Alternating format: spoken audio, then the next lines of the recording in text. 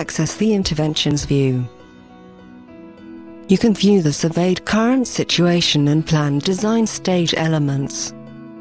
Choose the type of repair intervention. Click on the objects to insert the repair type. Define its properties.